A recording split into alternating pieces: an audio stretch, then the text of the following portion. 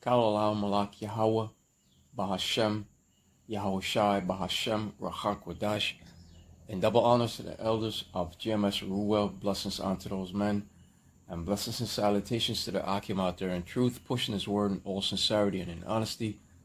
With that being said, Shalom Israel Brakta.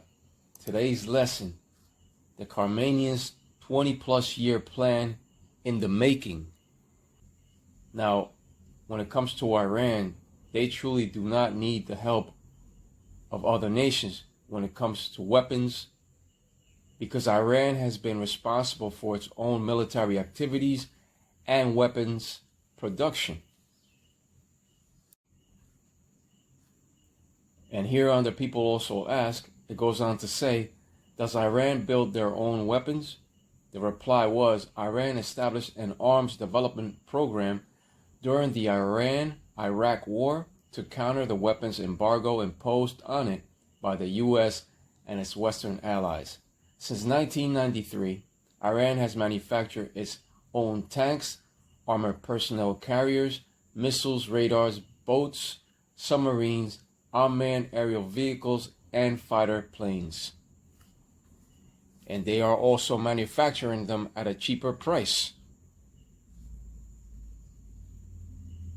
So Iran is self-reliant and self-sufficient when it comes to their military activities and weapons production. When it comes to Iran, they have been preparing for conflict for more than 25 years. Now, when it comes to Iran has not been invaded since World War II and has been nicknamed Fortress Iran. And one thing to take into account is that Iran is well secured at its borders with mountains and a terrain that is not easily accessible, which would imply that it is closed and hence resembles a fortress, as you can see here.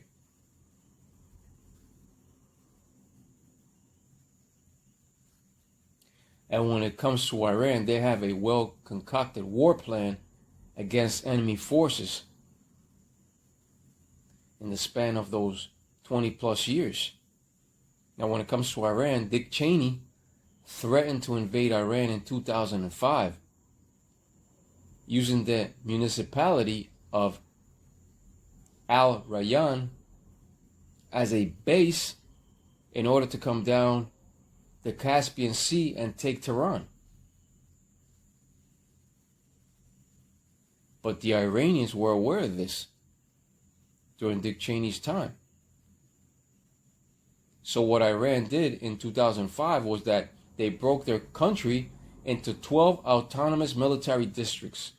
And ever since then, and ever since that time, they have been preparing for this very war that you are seeing now with the U.S. military and the Israeli state.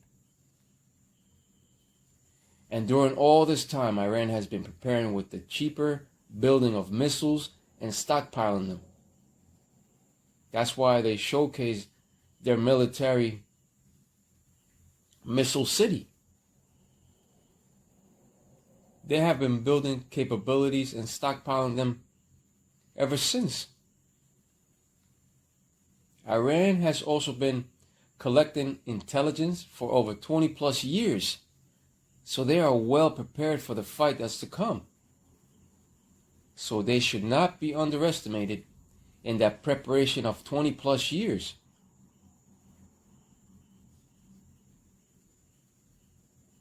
Plus, the Iranians know how the Israeli operate, so it's no surprise unto them. But when it comes to U.S. boots on the ground in Iran, that's a hard task to accomplish. Because Iran is surrounded by mountains, and that terrain is not so easily accessible. You're playing on their field if paratroopers were to invade Iran.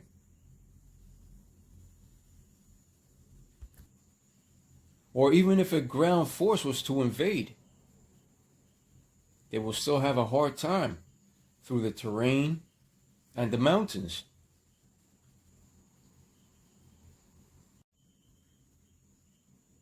That's why the scriptures have said that with great power shall they come. And the reason why Iran did not have an arrow of mass destruction was due to Ali Khamenei's stand on Islam.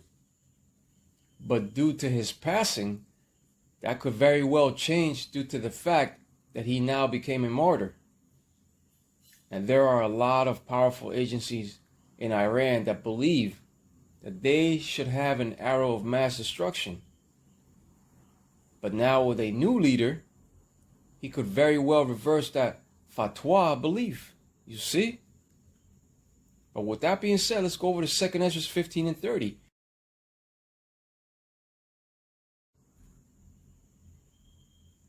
Here we have 2 Esdras 15 and 30. Also the Carmanians raging in wrath shall go forth as the wild boars of the wood, and with great power shall they come and join battle with them, and shall waste a portion of the land of the Assyrians.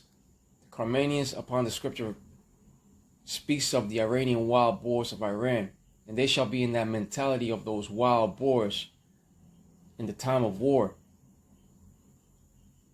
They shall be fierce. The Iranians of today are the Persians, and it is prophesied that they shall come with great power. The modern day Assyrian is Edom, and that land of the Assyrians speaks of America. Remember that the scriptures speak in code and in mystery. But a quick lesson upon the Iranians of today, as you can see here, it all began in 1933 when the Persians asked governments around the world to make slight adjustments to the way in which they referred to their country and ruler. In 1934, they informed foreigners that from March 21st, 1935, Persia should be officially called Iran. Iran should not be underestimated due to the fact that they have been preparing for 20 plus years in the making, and now they have an enormous arsenal at their disposal within that 20 plus year span. Iran has very sophisticated and accurate theater ballistic missiles with a range of 1,200 miles and tactical ballistic missiles. Right, those TBMs. They also have drones, cheap drones. They possess cruise missiles and unmanned systems. And they can make those drones at cheaper prices. No longer can the little guy be bullied. They have been preparing all this time for this coming war that you are seeing now. The Iranians do not have a big ground force, but they do have Shiite militias in Iraq and Syria that will contribute when needed. And when it comes to underestimation and assumption, that is the mother of all failures. The small hats are now witnessing that great military power of the Persian Empire. And the same thing happened in the loss of Vietnam when the U.S. completely underestimated the strength of the North Vietnamese army and of the Viet Cong guerrilla forces from South Vietnam. When it comes to underestimation and assumption, that is the mother of all F-ups, of all failures. But when it comes to biblical prophecy, the scriptures have said that the least of the flock shall draw them out. Right, it shall be the small hatters that shall draw out the Americans to that final third world war of utter destruction. Let's go over to that scripture of Jeremiah 49 and 20.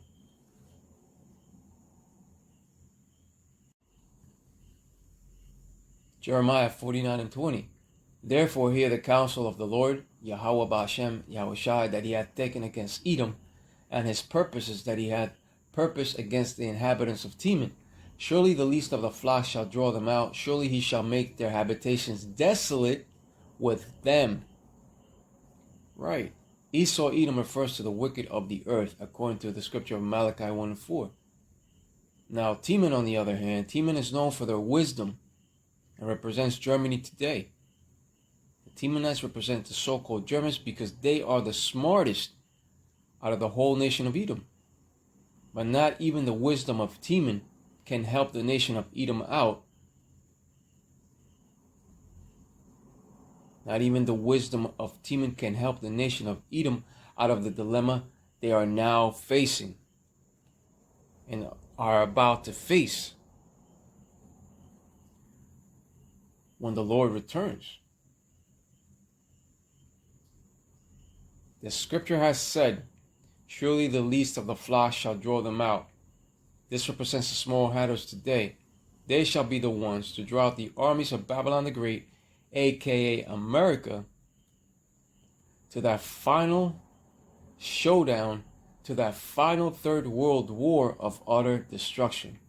Right, because they're going to utilize those arrows of mass destruction. So in other words, the least of the flock shall draw them out to their demise.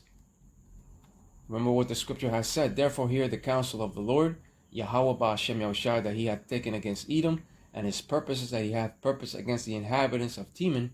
Surely the least of the flock shall draw them out. Surely he shall make their habitations desolate with them. You see?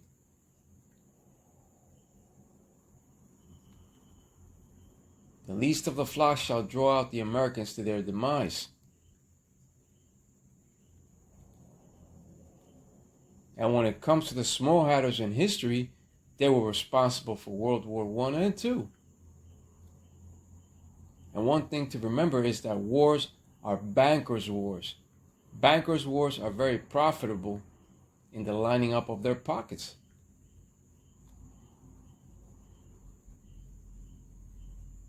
The wars are bankers' wars. But upon that final third world war of utter destruction, that the least of the flock small hatter shall bring forth, that will be the end of Edom's reign. That third world war of utter destruction will end all Edomite rulership on earth. This scripture of surely the least of the flock shall draw them out is also found in Jeremiah 50 and verse 45. Let's also go over to that scripture.